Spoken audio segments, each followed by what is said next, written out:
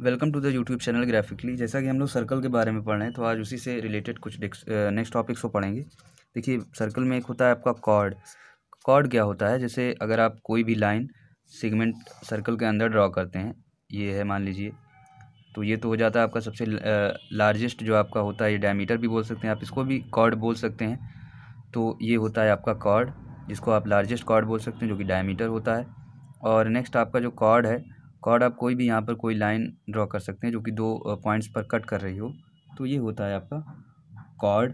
अब यहाँ पर ये है एक प्रॉपर्टी कॉर्ड की कि अगर कोई दो कॉर्ड हों तो दोनों कॉर्ड की जो सेंटर से डिस्टेंस होगी वो बराबर होगी। कब होगी? जब दोनों कॉर्ड की लेंथ जो है सेम होगी। जैसे मान लीजिए आपका ये सर्कल है, ये आपका एक कॉर्ड है और दूसरा कॉर्ड है, लेकिन इन दोनों की लेंथ सेम है। मतलब इसकी लेंथ मान लीजिए कोई 5 सेंटीमीटर है तो इसकी भी लेंथ 5 सेंटीमीटर है। तो यहाँ पर इसकी जो शॉर्टेस्ट लेंथ होगी सेंटर से, मतलब ये जो परपेंडिकुलर वाली होगी, यही सबसे शॉर्टेस्ट होगी। तो ये वाली जो लेंथ होगी ये आपकी मान लीजिए अगर कुछ 2 सेंटीमीटर आ रही तो इसकी भी 2 सेंटीमीटर ही होगी। और जो एंगल सब्सटेंड होगा इन दो आपके मतलब जो इक्वल आपके कॉर्ड्स हैं उनका एंगल भी सेम होगा। जैसे इसका 90 डिग्री है तो इसका भी 90 डिग्री ही होगा, या इसका 30 डिग्री है तो इसका भी 30 डिग्री होगा। नेक्स्ट इसकी जो एक प्रॉपर्टी होती है आपके सर्कल की, कि यहाँ पर अगर आप देखिए कोई डायमीटर है, डायमीटर एक ट्रायंगल है, यहाँ पर आप देखिए इसका डायमीटर है, और डायमीटर को अगर एक साइड मानकर आप कोई एक ट्रायंगल ड्रॉ करते हैं कुछ इस तरह का, और ये हाफ सर्कल में होता है, सेमी सर्कल में होता है, तो ये वाला जो एंगल होगा ये 90 डिग्री होगा, ऑलवेज भी 90 डिग्री होगा। नेक्स्ट एक पॉइंट है सेकंड।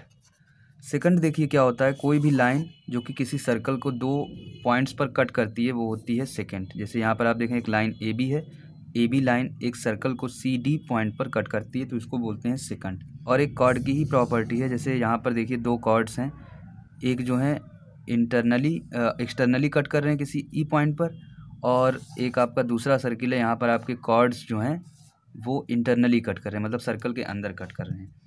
तो यहाँ पर एक इसकी थ्योरम होती है। जैसे मान लीजिए यहाँ पर ए पॉइंट है, ये बी है, ये सी है, ये डी है, सेम एज यहाँ पर ये ए है, ये आपका बी है, ये सी है और ये डी है। तो अब देखिए यहाँ पर क्या होता है, इसका और इसका मल्टीपल ये इक्वल होता है इसके और इसके मल्टीपल के, मतलब A B into B E equals to C D into D E, ये होता है। और यहाँ पर अगर इस वाले सर्कल में देख रहे हो आप तो ये हो जाएगा A E into E B और equals to D E into E C, ये होती है एक थ्योरम आपकी। नेक्स्ट यहाँ पर एक प्रॉपर्टी देख लेते हैं। जैसे आपका देखिए ये सर्कल बना हुआ है और ये इसका सेंटर है, और ये यहाँ पर एक कोई पॉइंट है, हमने यहाँ से एक दो कॉर्ड्स ड्रा की इसी पॉइंट से, और ये वाला इसको हमने, ये देखिए आपका ये रेडियस होगा, ये दोनों लेंथ तो सेम होगी क्योंकि रेडियस ये आर है ये भी आर है। तो यहाँ पर जो एंगल होता है मान लीजिए थीटा है, और यहाँ पर जो एंगल होगा ये होगा 2 थीटा। और ये वाला जो आपका एंगल होता है इसको बोलते हैं इंस्क्राइब्ड एंगल, इंस्क्राइब्ड एंगल। और ये वाला जो एंगल होता है आपका 2 थीटा, इसको बोलते हैं सेंट्रल एंगल। अब देखिए ये होता कैसे है, इसको समझते हैं कैसे आ जाता है ये आप देखिए यहाँ पर हमने 2 पॉइंट्स ले लिए थे और यहाँ पर आपका एक पॉइंट साइन को हमने मिलाया था। ये वाला जो हमने बताया है कि ये आपका 2 थीटा होता है, ठीक है। तो यहाँ पर देखिए ये वाला जो टोटल आपका एंगल होगा ये कितना होगा, ये होगा 360 माइनस 2 थीटा, क्योंकि जो पूरा एंगल होता है वो होता है 360। तो ये वाला एंगल कितना बचेगा आपका, ये हो जाएगा पूरा 360 माइनस थीटा, 360 माइनस 2 थीटा। और यहाँ पर हमने इस पॉइंट को मिलाया था। तो अब देखिए अगर हम इसका हाफ हाफ कर दें, क्योंकि ये एक बिल्कुल आपका देखिए एक ये वाली जो लेंथ है ये दोनों सेम है, तो ये वाली लेंथ भी आपकी दोनों सेम होगी। देखिए ये वाला जो एंगल बचेगा ये कितना हो जाएगा, ये वाला जो आपकी लेंथ बचेगी ये हो जाएगी, ये वाला जो आपका एंगल होगा ये हो जाएगा 180 माइनस थीटा, इसका भी आधा हो जाएगा। और देखिए ये वाली जो आपकी लेंथ है ये रेडियस है और ये भी रेडियस है, मतलब ये क्या बन रहा है, एक आइसोसेलेस ट्रायंगल बन रहा है। तो ये वाला एंगल और ये वाला एंगल ये भी दोनों सेम होंगे, मतलब मान लीजिए वाले दोनों एंगल जो हैं अल्फ़ा हैं, तो 2 अल्फ़ा प्लस ये वाला जो आपका एंगल आया था 180 माइनस थीटा इक्वल्स टू कितना हो जाएगा, 180 हो जाएगा। 180 से 180 कैंसिल हो गया, अल्फ़ा की क्या वैल्यू आ जाएगी, थीटा/2, मतलब ये वाला एंगल आपका आ गया थीटा/2 और ये वाला भी एंगल हो जाएगा सेम आपका थीटा/2, तो टोटल मिला के हो गया थीटा। तो यहाँ से आपकी ये वाली थ्योरम प्रूफ हो जाती है। आपका जो इंस्क्राइब्ड एंगल होता है उसका अगर आप डबल कर दीजिए तो वो सेंट्रल एंगल के बराबर होगा। और यहाँ पर एक दूसरा है, अगर इन्हीं दोनों पॉइंट्स को आप मिलाकर कोई इस तरह का देखिए आप बनाएं, मतलब ये वाला जो आर्क है दोनों में कॉमन है, तो अगर आर्क कॉमन है इंस्क्राइब्ड एंगल के लिए तो ये वाला भी एंगल आपका सेम होगा। तो आप देखिए इन्हीं सब पर बेस्ड क्वेश्चन कर लेते हैं। देखिए क्वेश्चन कुछ इस तरह से है, यहाँ पर हमें सर्कल की रेडियस दी गई है, रेडियस है 5 सेंटीमीटर और जो शॉर्टेस्ट लेंथ है मतलब एक कॉर्ड है और कॉर्ड की जो सेंटर से शॉर्टेस्ट लेंथ है वो है 4 सेंटीमीटर। शॉर्टेस्ट लेंथ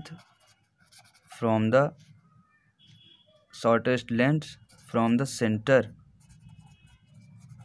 वो है 4 सेंटीमीटर। तो हमें बताना है कॉर्ड की क्या लेंथ होगी। मतलब ये आपका एक सर्कल है, ये मान लीजिए यहाँ पर कोई कॉर्ड है और ये सेंटर है। तो आप देखिए शॉर्टेस्ट लेंथ क्या होगी किसी भी सेंटर से, यहाँ पर जो परपेंडिकुलर वाली डिस्टेंस आएगी यही होगी सबसे शॉर्टेस्ट लेंथ।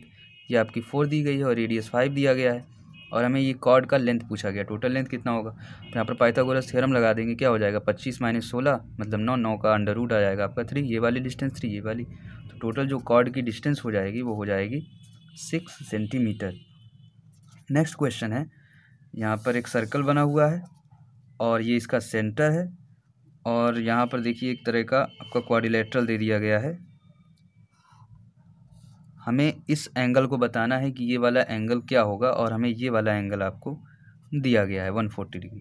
तो यहाँ पर देखिए जैसे कि हमने ये वाली थ्योरम पढ़ी थी इंस्क्राइब्ड एंगल और सेंट्रल एंगल के बारे में, यहाँ पर आपका सेंटर होता है, ये पॉइंट था और यहाँ पर कुछ इस तरह का शेप बन रहा था। तो ये वाला 2 थीटा एंगल था तो ये वाला थीटा था। तो अब देखिए हम क्या करते हैं, यहाँ पर कोई एक पॉइंट ले लेते हैं, ये वाला पॉइंट आप यहाँ से इसको मिला दीजिए। अब देखिए अगर 140 डिग्री है तो ये इसका आधा होगा, मतलब ये अगर 2 थीटा था तो यहाँ पर थीटा था तो ये हो गया 70 डिग्री। और ये देखिए क्या बन गया, अगर आप ABCD इसकी बात करें तो ये एक तरह का साइक्लिक क्वाड्रिलेटरल है, 4 भुजाएं हैं, साइक्लिक क्वाड्रिलेटरल है, एक चक्रीय चतुर्भुज है और चक्रीय चतुर्भुज के जो अपोजिट साइड्स होते हैं उनका जो सम होता है उनके एंगल्स का वो होता है 180 डिग्री। तो ये वाला जो एंगल आ जाएगा ये आ जाएगा आपका 70 + 110 कर दें अगर 110 डिग्री तो ये आ जाएगा टोटल 180 डिग्री आ जाएगा। तो ये वाला जो एंगल होगा आपका एंगल BCD, इसकी वैल्यू आ जाएगी 110।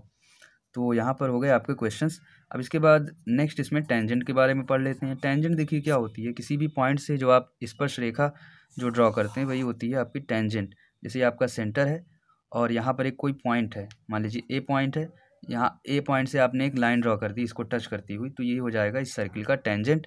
और जो आप यहाँ पर सेंटर से यहाँ पर लाइन जो ड्रॉ करेंगे ये ऑलवेज भी होगी इसका 90 डिग्री। कोई भी आप अगर टेंजेंट ड्रॉ करते हैं इस लाइन से यहाँ पे आपके सेंटर से और ये जो आपका जिस पॉइंट से यहाँ पर टेंजेंट बनी हुई है तो वो ऑलवेज भी 90 डिग्री पर होगा।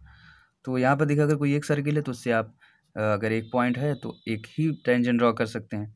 और नेक्स्ट अगर देखिए आपका 2 सर्कल्स हैं, 2 सर्कल्स टच कर रहे हैं तो यहाँ पर देखिए हम कितने पॉइंट्स ड्रॉ कर सकते हैं। यहाँ पर एक पॉइंट पर टच कर रहे हैं तो यहाँ पर दोनों में 2 कॉमन टेंजेंट होगी, वो केवल एक टेंजेंट होगी जिसका सेंटर था और इनके जो बीच की डिस्टेंस होगी ये वाली डिस्टेंस होगी।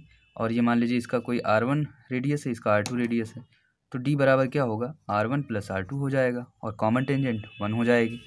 ये तो था आपका अगर एक्सटर्नली टच कर रहे हो। अगर इंटरनली टच कर रहे होते मतलब यहाँ पर कोई एक छोटा सा ट्रायंगल होता तो यहाँ पर भी देखिए एक ही कॉमन टेंजेंट आती, ये वाली, ये पॉइंट होता आपका जहाँ से कि ये सर्किल आपका टच कर रहा है दूसरा वाला, तो ये हो जाता आपका कॉमन टेंजेंट जो कि केवल एक कॉमन टेंजेंट होती। अब देखिए इसमें अगर डिस्टेंस की बात करें दोनों के सेंटर के बीच की डिस्टेंस, ये वाला मान लीजिए इसका सेंटर है और यहाँ पर इसकी रेडियस कुछ R2 है और इस बड़े वाले की रेडियस है R1 और हमें इन दोनों के सेंटर के बीच की डिस्टेंस पता करनी है। तो देखिए यहाँ पर हमें इन दोनों बीच के सेंटर की डिस्टेंस पता करनी है, ये है आपका D और इसकी जो आपको देखिए टोटल जो दिया गया है यहाँ तक का पूरा ये पूरी डिस्टेंस है, इसके सेंटर से भी ये पूरी डिस्टेंस है R1 और ये वाली डिस्टेंस हमें पता है कि R2 है, ये वाली छोटी वाली डिस्टेंस।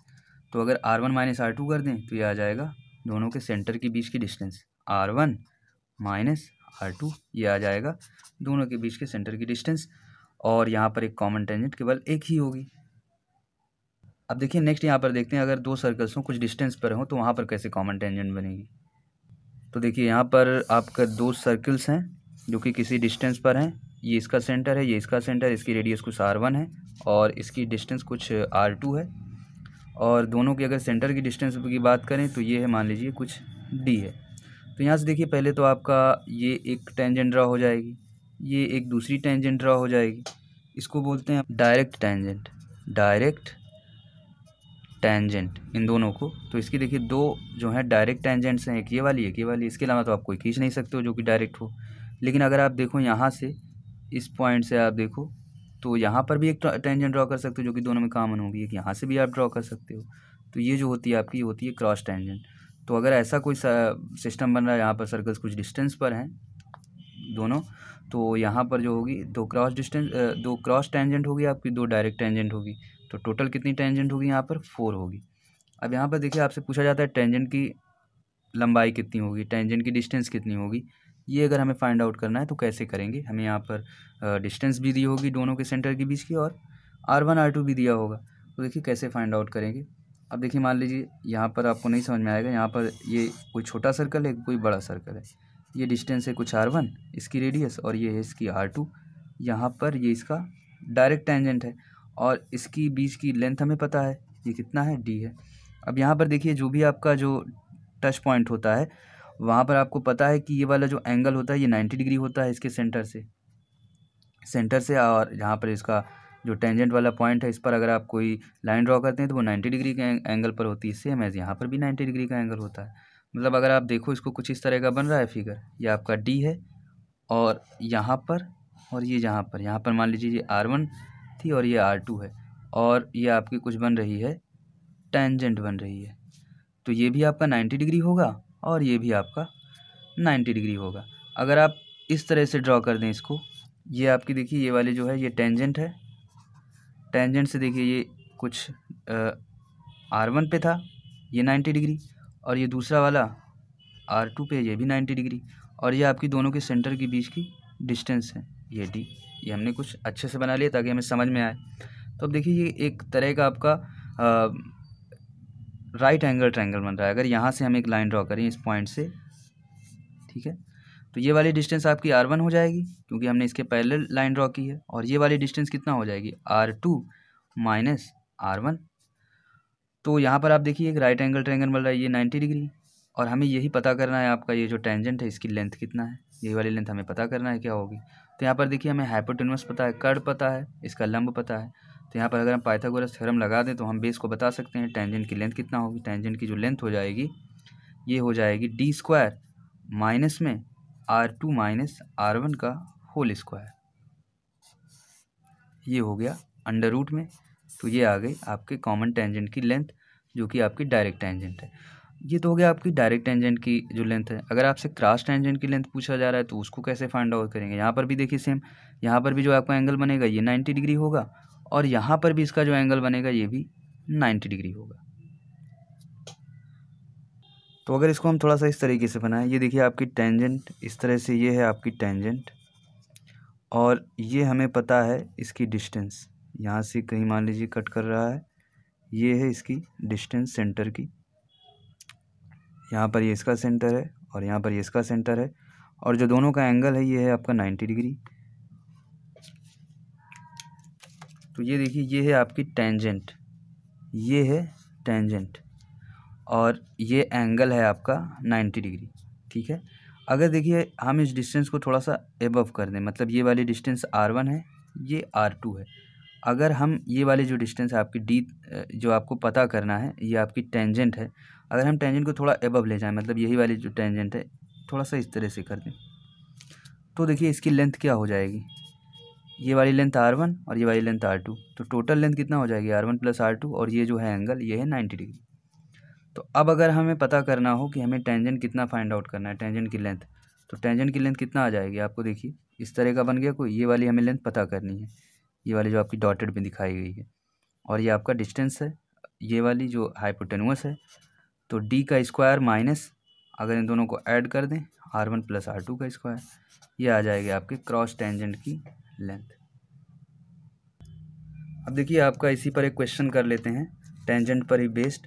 यहाँ पर हमें दो सर्कल्स दिए गए हैं, एक आपका बिगर सर्किल है जिसकी की रेडियस दी गई है 3 यूनिट, और एक छोटा सा रेडियस सर्कल है जिसकी रेडियस दी गई है 2 यूनिट। तो आप देखिए 2 यूनिट है तो उसका जो डायमीटर होगा वो कितना हो जाएगा, 4 हो जाएगा। मतलब कुछ यहाँ से जाएगा, इसका तो 3 है तो यहाँ तक ये वाला बनेगा आपका जो इनर सर्किल है, और इसकी रेडियस कुछ हो गई, मान लीजिए 2 हो गई।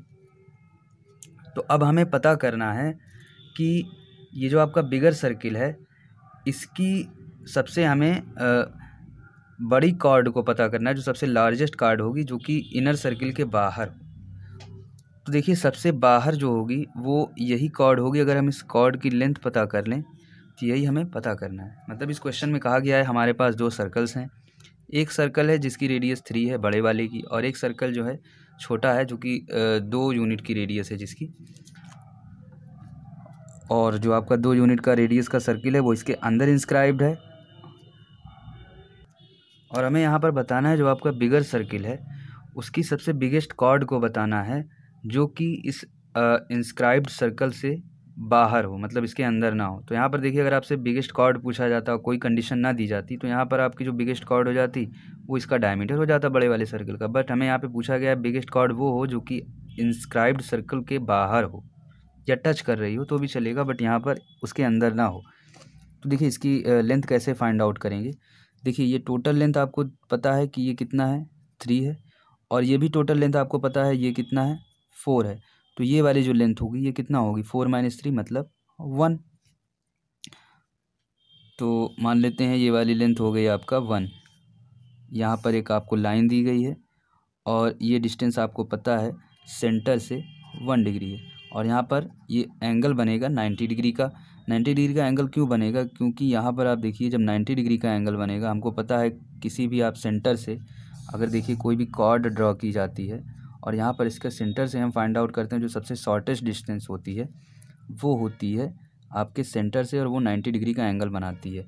तो यहाँ पर ये जो हो जाएगा आपका डिस्टेंस हो जाएगा, ये हो जाएगा 1 यूनिट, और यहाँ पर एंगल बनेगा 90 डिग्री, और यहाँ पर ये जो होगा आपका ये होगा इसका रेडियस बड़े वाले सर्कल का। बड़े वाले सर्कल का रेडियस भी हमें पता है, तो हमें बस लेंथ पता करना है कितना होगा। तो यहाँ पर आप देखिए इसकी लेंथ दी गई है 1, इसकी 3, तो यहाँ पर हो जाएगा आपका पाइथागोरस थ्योरम लगेगा, क्या हो जाएगा इसकी वैल्यू 3 का स्क्वायर - 1 का स्क्वायर अंडर रूट में, ये आ गया आपका 9 - 1 मतलब 8। 8 की वैल्यू क्या होती है, लिखते हो 2√2, तो इसकी पूरी कॉर्ड की लेंथ आ जाएगी 4√2। तो आज का ये वीडियो हमने पढ़ा, इसमें सर्कल्स के बारे में कुछ क्वेश्चंस पढ़े, और कॉर्ड क्या होती है, आपका सेकंड क्या होता है, और भी जो डिफरेंट टाइप्स के इसमें पॉइंट्स थे उसको पढ़ा। तो अगर आपको वीडियो पसंद आया हो वीडियो को लाइक और शेयर और सब्सक्राइब करें, और बाकी आज का ये वीडियो यहाँ पर एंड करते हैं। और इसके नेक्स्ट वीडियो में पढ़ेंगे हम लोग सॉलिड ज्योमेट्री के बारे में। जैसा कि हम लोग प्लेन ज्योमेट्री पढ़ चुके हैं, प्लेन ज्योमेट्री हमने पढ़ा एंगल में, एंगल के बारे में, ट्रायंगल के बारे में, क्वाड्रिलेटरल क्या होते हैं, सर्कल क्या होते हैं। तो नेक्स्ट वीडियो होगा आपका सॉलिड ज्योमेट्री के बारे में, जिसमें कि हम लोग क्यूब के बारे में पढ़ेंगे, घन, और सिलेंडर हो गया मतलब बेलन होता है वो क्या होता है, उसका वॉल्यूम फाइंड आउट करेंगे, क्योंकि एरिया और पेरीमीटर हम इसमें पढ़ चुके हैं। तो सेम उसमें कैसे एरिया निकालते हैं, बहुत ही सिंपल सा है, उसको पढ़ेंगे। और आज का ये वीडियो यहाँ पर एंड करते हैं।